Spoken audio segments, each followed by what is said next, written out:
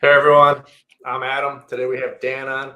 He's got Airbnbs. He's doing more Airbnbs. He's got some plans for some future things. So today we're just gonna be talking. Hopefully you learn some tips. Hopefully you just hear some stories. Any sort of talking and listening to other people about Airbnb can help you in your process as well. How you doing, Dan? Hey Adam, thanks so much for having me on. Doing great. No, How are you no doing? problem. I'm great. Thanks. Thank you so much for being on. All right, so the first thing we usually start off with is just a small little background about you and how you got into Airbnb to begin with. Sure. So I'm up at 10 years out of school, maybe a tiny bit more. Data scientist by trade.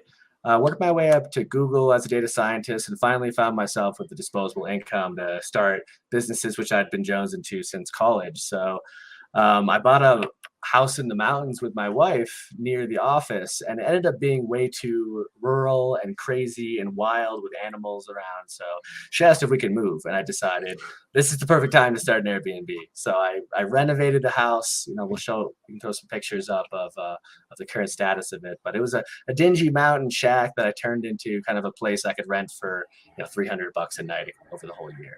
And that Yeah, really got my start. yeah, it's really cool. It's got this tree house. You got an arcade room, Yeah. which looks like the individual arcades. They don't have like 500 games each. No, yeah, No, it's just the arcade one up. They're like anyway from like $300 to $600, and it's just hard to differentiate Airbnbs. All cabins are similar. You can get a hot tub, or game rooms are a popular way of differentiation. If you can't yeah, do a pool table, you can do like shuffleboard, video games and stuff. yeah. Parents see that and they're like, "Oh, the kid's got something to do." Yeah, we've gotten reviews where parents are like, I was just happy that my kids could be entertained. And that's what parents want to do on vacation. They want to like not parent their kids the whole time. Right. So what is the draw of your current Airbnb? Is it near things? Is it just the location that's the draw? Yeah, I'd say I like following Airbnb hosts that talk about this golden triangle, which is about kind of being equidistant or 30-minute drive from different destinations, cities, attractions, national parks or state parks. So I have a state park near me, a ski resort, and I'm 30 minutes from like three major cities in the Front Range: Boulder, Golden, and Denver, and some quirky mountain towns that you can drive to, and some national parks that are drivable as well. So it's kind of perfectly situated if you want to have both like the remote but the city experience. Right. Plus, I mean, just looking at your pictures, though, it just seems like it's a cool place to go and just not leave. Yeah, yeah, it's definitely. I worked from home from the house with my wife. We were fully virtual for about a year and a half out of it, so I can attest it's a great place not to leave during a pandemic. Right. You mentioned hot tub? Do you have hot tubs? I no, they're like So I'm most. putting one in my next build. I don't have one in my current build, but I talked to a lot of my coworkers uh, at Google who have houses in the Smoky Mountains, which is super popular, and almost every house there has a hot tub. So I'm Yeah. putting one in my next new build down in Crestone, Colorado. But I'm still working out, how to manage it, how to maintenance it. Right. Yeah. The last person I had on, she was actually in the Smoky Mountains too, and she had a hot tub. Yeah, And it's a requirement. yeah, and it's crazy. They empty it. The cleaners come empty it every time and then refill Yeah, it, which yeah. makes sense to me actually. I think it might be a regulation there that it has to be done between every turn, or else obviously hosts wouldn't be doing it every single turn because it might not Right. need it every time. But it's good for the guests. Right. So before we got, we were talking about how far away it was from you. You said about an hour and a half. So Yep, you yep, manage it from home and you have people there. Um, so a lot of people get an Airbnb. They just get one that's close to them that they can manage. But yep, what is it like to get a management company, cleaning company that is yeah. not you're not local? So I had the advantage of living in the house for a year and a half before I launched it, so I could build a lot of those relationships before I moved away from the house. I've got local handyman relationships, have them do work for you, meet cleaners, learn like which other houses that they clean. So I had a lot of my relationships going when I launched. I drove cross country. I didn't have a second place to live. Me and my wife went to go stay with some family during the pandemic for last summer. while we built up enough for a down payment on a new place. So I managed it from 1,000 miles away, and it's not as hard as people think or as scary as people think once you learn the tools that are available. The property management tools. I use Guesty. It just connects all your calendars, does all your automated messaging, boosts your rank on Airbnb. It's like $40 a month. There's a pricing service you use, and you just have almost everything on automation. Your cleaner scheduling gets an email when you get a reservation. Like, you could make it a lot easier than people in their head think it is going to be to manage. Right. So okay. I just heard Guestly for the second time today. Yeah. I'm gonna have to check that out. Because right now, so we have cleaners, but we have to physically send them the schedule whenever anyone books or changes. So Guestly just does that. Yeah. There's like a cleaner teammate portal where you add their emails in and you can set up tasks on certain dates where they'll get emails saying to do things. If they're like reoccurring filter changes or repeatable maintenance, you can automate, as well as new reservations. It just sends your cleaner a note, and then they send it back that they're confirmed for a date, and you didn't have to do anything to do that. And obviously you step in here and there when you need to, but you can really make almost everything, automatic ordering for all your consumables if you're really smart and set up your systems well. Wow. Okay, that's crazy. So you're on Airbnb. Are you on any of the other platforms? I have listed on VRBO, but I just turned it on and I haven't gotten any bookings and not many views from it. I'm thinking about booking.com, but I've heard really bad things about guests from it. So I think, it's a risk to only be on Airbnb, but it's where 90% of the eyeballs are. Right. I've been looking at, Google has vacation rentals. I just learned that today, and I work at the company. So there's a lot of different places popping up to list your place. I have a direct booking site that, Guesty just exports your Airbnb data straight to a canned site that looks just like it, and you could take direct bookings via credit card or PayPal.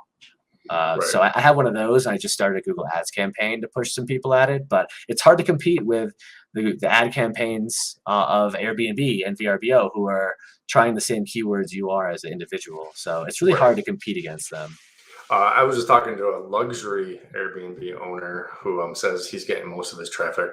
It used to be 90% Airbnb, and now it's 40%. His direct booking uses Guestly as well. And he said he's driving it through with TikTok and Instagram, but he's not just doing like pretty pictures of things. He's actually like showing himself doing a tour. He's showing himself. He's showing the daily life of it too, and he's getting tons of bookings from Instagram or just social media in general. Yeah, I think that's a really powerful strategy. I've started down the route of like filming media. I've done some of these filmed walkthroughs of my house. I haven't edited and put it all together. I'm trying to expand my base of properties really fast, and that's hard to do because the media content filming is like a full-time gig as well. Right. So I'm trying to get a little bit more properties up and running, and then really push on the social media and direct booking site, because I agree that's really how you're going to be 100% booked in all your properties if you have eyeballs. Right. Speaking of, you just mentioned your other plans. Why don't we go over some of those? What are your future plans? Yeah, so I have a house in Geodome in development in Crestone that should be done in May. It was a $450,000 new build that I put 20% down. I funded via a unique funding mechanism called a ROBS, rollover for small business, where you like cash out most of your 401k, tax-free, penalty-free. You can use it on operating expenses for a business, mostly used for franchises. So I have that funded, and now it's a good marketing piece for me to start showing other Airbnb and hosts about how to build a house, because not many Airbnb hosts build from the ground up. But in today's market, with the prices of houses, it can be really advantageous. You can build to suit, build for Airbnb instead of finding and renovating. Although it does take longer to get cash flow, and builders can be backed up in remote places. But I'm really into building now. I'm trying to line up potentially doing a row of townhouses to manage and rent all 5, 6 of them out in a remote location. We're looking outside Yellowstone or outside Jackson, Wyoming. There's some places in Idaho that we have our eyes on. That's awesome. So if you build, you said you can build the suit. So if the laundry is going to get done on site, or you can build a room so that all the cleaning supplies and Right, laundry exactly. The is locking, cleaning closet. I don't have that at my house, and it's a detriment to running an Airbnb to have all your supplies open to guests. I want to lock them away. right. Sometimes you may even want two dryers in a house because drying can be the biggest gating factor on a clean with how long it can take to get one. So there's not only to talk about the layout and the openness and decks and views and things that experiences like lofted ceilings and glamping units that people are really craving that are really hard to buy on the market are a lot easier to build. Right. You mentioned geodesic dome. This is what it looks like, but so that's not just a dome that people. I assume there's some sort of bathroom you're required to do Yeah, when I'm you're running building a water. bathhouse outside. Where I'm building, there's really not any regulations Mm. about Airbnb. Yeah, I'm not running septic to the site, so I'll probably do a composting toilet or you can do an incineration toilet as well, which just burns it up per use.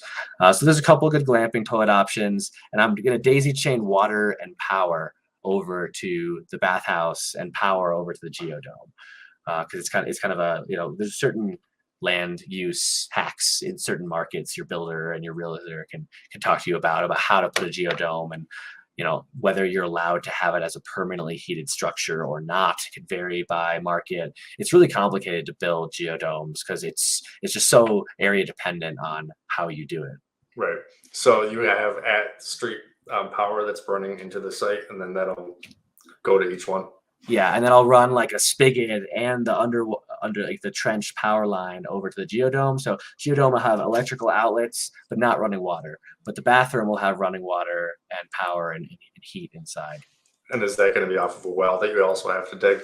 This property is on water, sewer. Oh, interesting. So and power. So I don't have to do a septic system or a well, which my current house, which you'll have pulled up, is on a well and a septic system, which presents its own challenges for an Airbnb. Nothing insurmountable, but your well can run dry. That's a risk, and Right. your septic system can get backed up and flow into the house if it's not cleaned every now and then. All right. So we all have challenges. We all have things that happen every day. It's fun to hear other people's and learn from them. So, Yeah. what's some of the stuff that happened to you? Yeah, so since I've only had about 16 groups, so nothing completely crazy, but it's tough to keep people happy. Some people are extremely particular. Some want to send you pictures about their entire vacation. Some will walk into the house and say it's the dirtiest thing they've ever found, but it's like the normal level of cleanliness your cleaner does, and you'll have to make him happy immediately. Lately, I've been having issues because my house in Colorado is in a wildfire area. So I'm kind of having this debate: how much do I let people smoke outside? A lot of people smoke cigarettes, and you ban it in the house, but it's hard to ban it on the property. And some people feel observed if you're looking at the cameras and telling them not to smoke. So 1,000 houses recently burned down in Colorado from a random shed fire down the hill from me. So I tend to crack down pretty hard, but guests have not been reading rules. And the last guest not only smoked my deck, but used my grill and left the propane tank on at the end of it. Oh, man. So they created a bomb next to my house that could have gone off if I hadn't watched my cameras and told them to go smoke by the street. So I'm worried about, do I have to take the grill away from guests? You hear about apartment complexes burning down because people have barbecues on their patio, on their balcony, and leave it on. So it's a huge liability. My treehouse in the backyard is also scary too because it's not very stable. Oh, it's not? Okay. You can't look stable from the pictures. The base is stable, but some of the railings haven't been. So I secured it better than it was when I found it, but it makes me worried from a liability standpoint to have like a non-custom built, like jankily previous owner built it treehouse in the backyard. Right. On the grill, so we have our Airbnb is a 12,000 square foot barn converted into. Yeah, I saw the listing. It's amazing. So the wood on the outside is actually original wood from various buildings around. So the wood has been up there for I don't even know how long, but the barn was built in 1890. Yeah. So even though in our listing we said don't move the grill, people would move it. They'd be cooking hot dogs next to 100-year-old wood. Right. So we got this really deep anchor and anchored it out on a little 4x4 patio that we put out there. And for smoking, that's a big thing too. Someone almost burned down the house, Wow. putting away a joint in like Yeah. the end of an old beam. Oh my God. So we've got metal butt depots everywhere. Yeah. But you can't stop them from doing it. No, they're gonna smoke. So I read some of your reviews for your listing. I think it's a fantastic what you've put together. Is unbelievable. I read this one review where she was just like, I found dead flies on the windowsills. Like, that's my only bad one. How do you, I know, but like, how do you keep an old barn, like a 200-year-old barn, like presentable quality, or how do you get it to that point? Like, how difficult was it? Right. So that's one of the things that we get the lowest scores on is cleanliness. We always get above a 4 though, but it's because people are used to going into a brand new build. Yes. You know, all corners are nice and clean. I mean, this barn, original foundation, stone, original beams, stuff like that. Flies do get in. That one, she had a great stay. Yeah. But what happened, I learned my lesson. So she moved all of our furniture because she emptied out the first floor to have a wedding.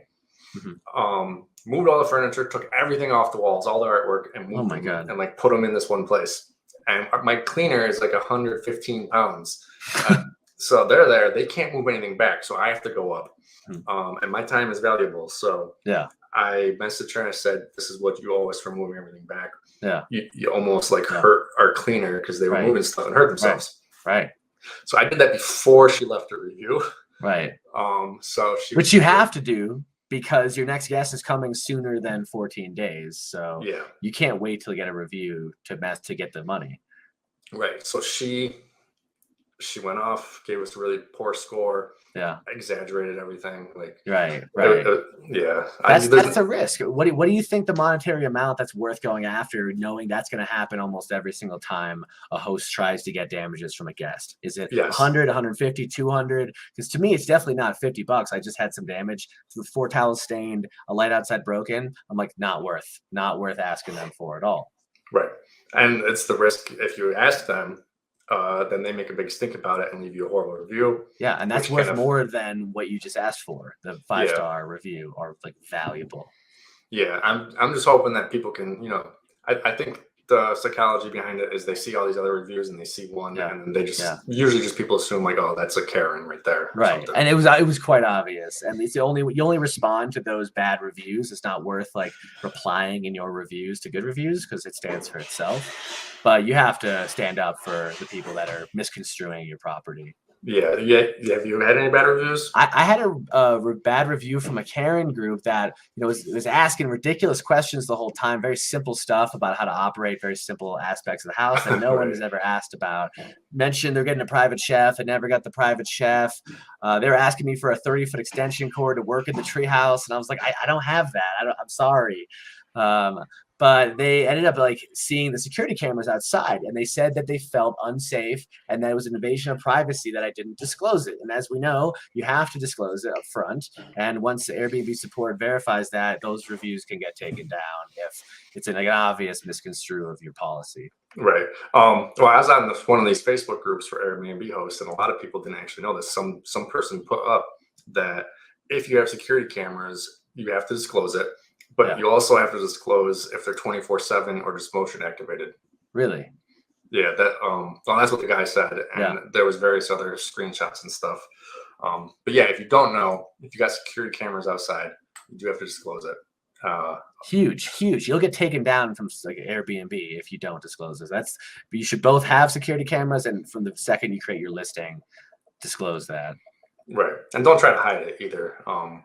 That I saw, so some person was like, they just found out that in the county they're in, they have to disclose if someone died in the house for any reason. Wow. And he's trying to figure out a way to hide it because it's not like to every guest or just to like new sellers of the property or what? To every short-term rental. That's ridiculous.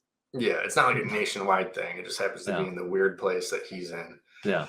So you're in upstate New York, or where's your listing again? Yeah, I'm in upstate New York. Yeah, I've looked a lot up there. I like the Finger Lakes. My mom went to school up there. Has been telling me to look up there. The summers look great on some of those like Cuca Lake and stuff like that, but the winters just look really brutal. And I'm trying to avoid extreme seasonality. Yeah, so I mean the winters can be very profitable. A lot of times they raise their prices in the winter, and I couldn't understand it. And it's snowmobile season. Yeah. You get people showing up uh, more often in the winter at some of these places than they do in the summer if they're near a snowmobile trail, because these snowmobile trails will take you all the way to Canada. Wow.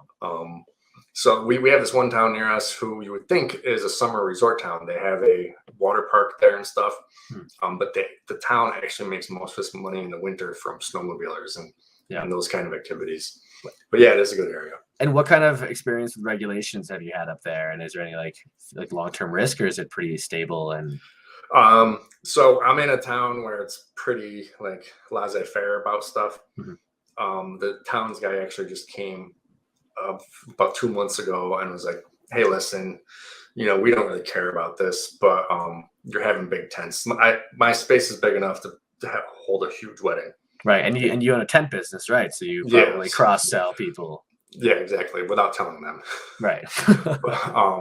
So he's like, you're having these big events and whatever. So we just want to check the place. So he came in and he's like, you just need 3 CO2 things right there and you're set. So where I'm at, it's completely laissez-faire. There's no registration process or license process at all. It's going to cost $125 to change our thing to short-term rentals, because we didn't quite know that we had to do that. Yeah, it was being ran as an Airbnb before we got it. Yeah, but if we came into the city of Utica, I think we'd have to, everywhere's different. I think we're going to have to research what those are. Yeah, in my county, Jefferson County, which is the Front Range west of Denver, it should be an 8 to 10 week process. I applied almost a year ago, and it took me 10 months of waiting to get assigned somebody. They had to inspect my house. They finally told me after 8 months I needed to build more parking. So I did that. I had to go in front of a board of 7 people that I had to get a unanimous approval from, of like unelected board of adjustment. And then finally it was $1,500, the whole process, and a 10-month process. But I see all my competitors operating without a license, and the county told me that it's enforcement by complaint. So it's just kind of like these people are just doing it, buying new houses, doing it.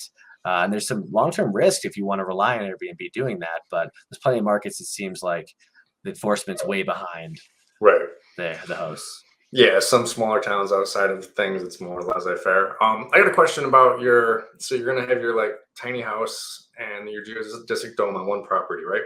Yes. Okay, so how are you going to handle that with a listing? I've seen some people who will do one listing for each and then one for both together and somehow connect them. It's a current debate I'm having, and I think I've kind of settled it, but I'm still open.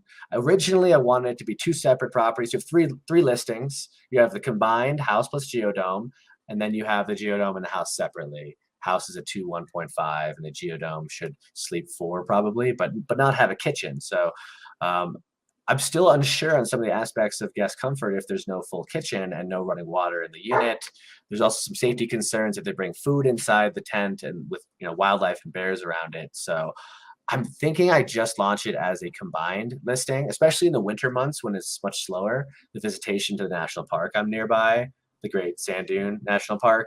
I think it'll make more sense to do it as together at first, but I definitely could make more money separately with it. It's just logistically very complex when there's not a washer dryer and a unit, and how do you clean dishes and utensils they use.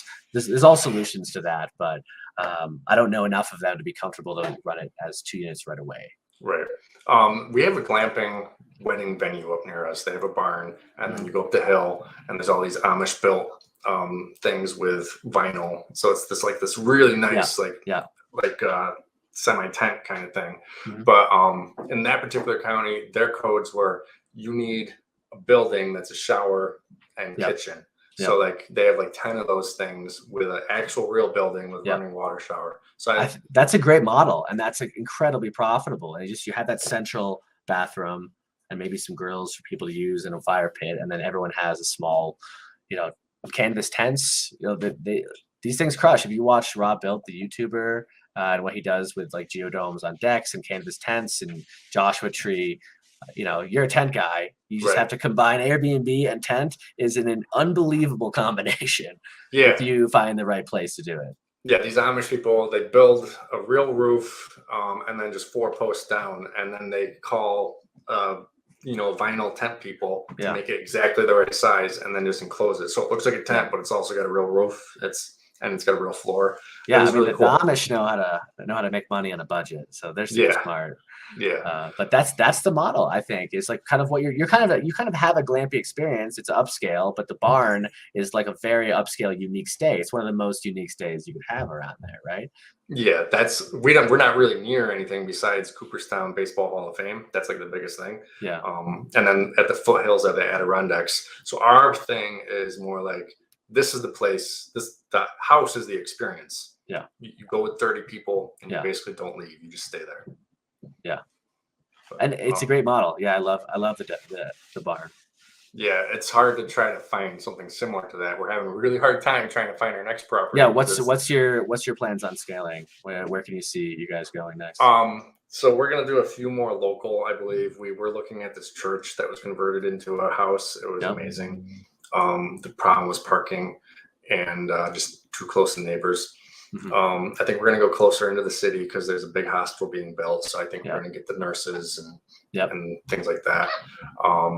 And then I'm scared of it, but talking to all you guys, like further out from where you are and hiring a company to do it, I think that's going to be the long term. And I'm a huge anti-property manager. You know, I created my own property management company on top of my own properties because I think you should manage your own properties. I think contracting a cleaner and a repairman, the two main people you need on the ground, is not that difficult. And paying 20 to 30% for a company, it's not that hard. You just have to learn how to manage it remotely from other people that do it and ask questions. And like you could manage a house from 1,000 miles away. The hardest part of logistics of setup is like getting out there, getting the furniture set up. That's what seems the most daunting. But some markets like the Smokies, the furniture is all ready to go. Right. So it's So less scary. So you would say don't get an overall property management company, just get the tools you need, right? What are you paying this property manager for, right? You're paying them to schedule with your cleaners, to message your guests, to schedule with your repair person, and to coordinate things that go wrong. But the first three can almost be completely automated. So you're paying them to do things that you could spend 1 to 3 hours a week on per listing. You know, the YouTuber I'm most inspired by, Rob Bill, I had him on as a speaker at the Google Short-Term Rental Investor Group. He says he managed 14 properties remotely in other cities while having a full-time job. Right. If you just have systems in place and you learn how to remove small time asks of this, like all completely automated, almost the whole stage of messaging, then you won't have to do that much. And you won't have to take 30% off the top to give to somebody. Right. So don't hire those people. Just find the cleaner and find the handyman, basically, because that's Right. what they're Those doing. those are your boots on the ground people, right? And if you really want to go above and the top and be super safe, hire a neighbor to do ID verification at the door. This is a step I'm still kind of struggling with. Some property managers on some forums I read really advocate it if you're serious. But doing ID checks, because if it's not the booking guest, you have almost no liability protection on your Airbnb. And so it's a very scary thing as a host to book to someone and have other people show up and cause damages, and all of a sudden Airbnb won't reimburse it because you didn't check as much as you needed to. So doing ID verification at the door and a small walkthrough can actually prevent a ton of issues of guests complaining about cleanliness, breaking things, having parties, and breaking your house rules. And you can pay a flat fee to your neighbor, like $50. And you could set a check-in window, or you could pay them to be 24/7 if guests are running late. But it's really like the last step of security a host can really take. It's like you need to know who's in your property, you need to have their IDs. Right. Everyone's IDs? Or at least like their ID number. And I believe this person was advocating taking all of the parties' IDs to know who's at your house. They had a lot of good reasons. If someone dies at your house, you want to know that they were supposed to be there. You want to know that like these people are actually verified and that they are who they say they are. Right. Because it's really easy to create a fake account on Airbnb and book someplace. Right. I was going to say, if it was just one ID, I don't know if there's some sort of hardware software system where you could put the ID to the to the thing and then somehow verify. But if you're doing everyone, then you just would have to trust that everyone's putting it on. It's kind of a sensitive topic because it's kind of a breach of somewhat of, to take a picture of someone's ID is a lot of personal information. So Yeah. not everyone wants to let that happen. So just Airbnb does verify, but there's limitations to it, and there's limitations to their background checks, right? They only background check, I guess, once in time ever, right? Right. So anything could have happened since their background check. Right. Yeah, it's interesting. Yeah, I never thought about that because we've had a mother who booked for their 18-year-old daughter and friends, and they trashed the place. Yep. And that should never have happened. You should not have let that reservation go through, because Airbnb has explicit policy against that happening. Yeah, we obviously had no idea until it was over. And it gets more complicated when there's a booking party and there's two groups arriving, and one group may be arriving before the booking party. And how do you handle that? Do you turn them away? There's a lot of challenges to hosting if you want to really cover your ass and your investment, because these are huge, costly assets that we're trying to generate revenue off. Yeah, and then we also allow events, and then there's a whole bunch of nightmares with that too. Yeah. You should upcharge pretty significantly if you're having an event. Because we had to put in a parking lot, and just the excess wear and tear inside, just the people walking around because they got to go see it. We charge differently per site because there's a few different sites for tents. But actually, so here's a future plan. Because my Airbnb does allow events and has space for big tents, we're going to get a hold of some of the wedding magazines. Or online magazines basically now. And what you do is you pay $600 and they write an article about you. Because they need content, but they don't make the article look like an advertisement. They just it just looks like regular content. And then after that, you're able to start charging a boatload more. You should definitely do that. That's a fantastic idea, especially if you're a venue. You have to get into the places people look for venues. Yeah. But so what is your experience with data analytics and data processing? So typically I've been doing forecasting historically with time series. What's the future of this line chart gonna hold? Mainly doing demand and supply forecasting. I was in satellite TV, manufacturing. For Google, I do the A/B testing of is this software page improved or more efficient or less likely to call us if we make a change? So it brings me very analytically towards Airbnb and optimizing my listing, tracking metrics. There's not a lot of tools out there for doing Airbnb A/B testing. Is this picture or this picture, or are these two listings? What's going to get me the highest conversion rate? So I think there's a good opportunity to apply data science as a host. And if you really take a hard look at your competitors analytically, what amenities they have, what types of houses they have, and how much they charge, you can figure out how to position yourself pretty well in a market. Because I think most Airbnb hosts are closer to the boomer generation. They're not using all of these tools that you can use to optimize your listing and to stand out. And they're often not even taking professional photos, which is a base requirement you should have. Right. Yeah, we need to update our photos, actually. We were using her professional photos, but I like ones that show the room, the fisheye kind of thing, that just make it look bigger, kind of like realtors do. Yeah, I mean, you really need a real estate photographer's eye that knows how to get wide shots. I have a tiny crammed room with a bunk bed, and they made it look like a big room. It's like you could do magic if these people are trained. It's like $150, $200 with drone shots included. You should do it twice a year to get both seasons, in my opinion. If you wouldn't try to sell your house on the MLS with cell phone photos, in my opinion, you shouldn't try to list it on Airbnb with cell phone photos. It's like if you cut that corner, you're leaving tens of thousands of dollars on the table, depending on your size of your listing. Right. So I feel like you're the guy to talk to about the title of your listing, the thing that they see. Yeah, there's like a formula. There's a formula that Airbnb likes. I saw a YouTube video on it. I think if you just Google it, you'll find a couple of resources. But it's like adjective, noun with features at the end. I forget exactly what the formula is, but mine ended up being secluded mountain lodge with mountain views, game room, fast Wi-Fi, or something like that. You wanna describe, use descriptive adjectives about your place, and then give them the highlights of what they're gonna get by there. And at first, I branded my house like the Lazy Bear Lodge. I use that as my title. I think that's you can brand your house, but that shouldn't probably be your Airbnb title. It can work out. I've seen it used well, but I think that if you follow this formula that you'll find on YouTube and stuff for what people do, you can get better in the algorithm. You just said don't brand your house. So we bought the Airbnb, we bought the house. It's called Christman Barn. Yeah. So we added Christman Barn plus events, and then I think we got the other stuff. So we branded our house. I don't think it's a bad idea to brand it, but you don't put that in the listing title, or you can, but you should try different things out. Right. But ours is a different thing. If you're just buying some house and don't brand your house, describe the stuff around it, describe the cool stuff about it in your title.